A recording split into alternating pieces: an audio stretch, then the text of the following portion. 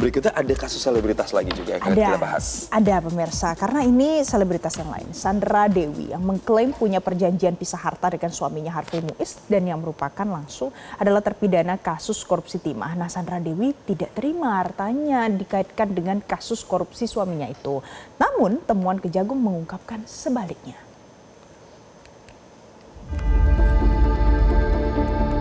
Sandra Dewi bersikeras harta yang dimilikinya merupakan hasil dari pekerjaannya sebagai pemain sinetron dan iklan, sedangkan suaminya Harvey Muiz memiliki pendapatan dari bisnis. Menurut perhitungan jaksa, negara merugi akibat korupsi timah dengan nilai mencapai 271 triliun rupiah. Untuk mengganti kerugian negara tersebut, jaksa selanjutnya menyita aset Harvey dan Sandra Dewi. Ketua Komisi Kejaksaan Pujiono Suwadi menyebut Sandra Dewi bisa saja terjerat dugaan tindak pidana pencucian uang sebagai pelaku pasif. Mengingat jika benar Sandra Dewi tidak bisa membuktikan tas-tas mewah miliknya merupakan hasil endorse dan kerja kerasnya. Namun, justru mengaburkan aliran dana haram dari sang suami dengan membeli sejumlah tas mewah.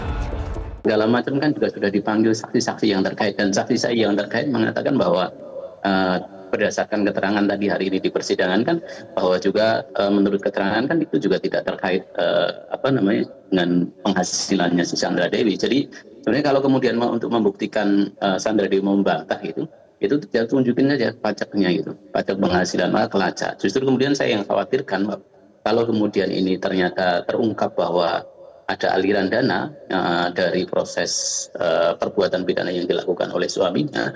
Bukan tidak mungkin ya.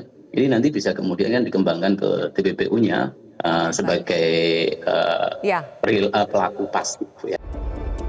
Sementara itu, pakar hukum pidana Asep Iwan Iriawan menyebut upaya Sandra Dewi mengajukan keberatan penyitaan aset barang maupun tas mewahnya adalah suatu hal yang sia-sia.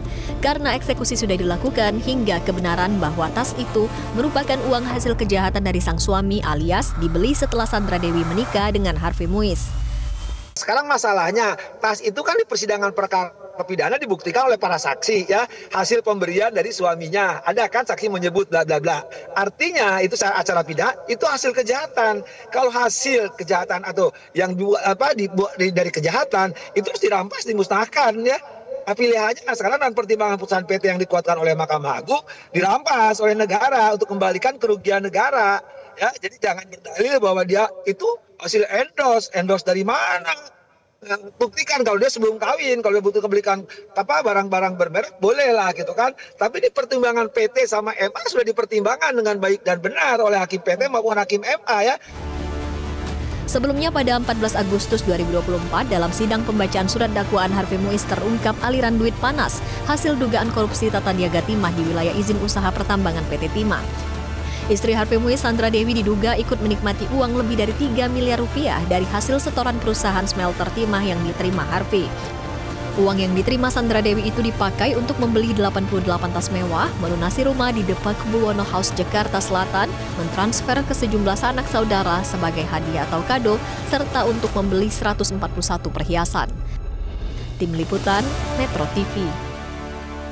Jelajahi cara baru mendapatkan informasi. Download Metro TV Extend sekarang.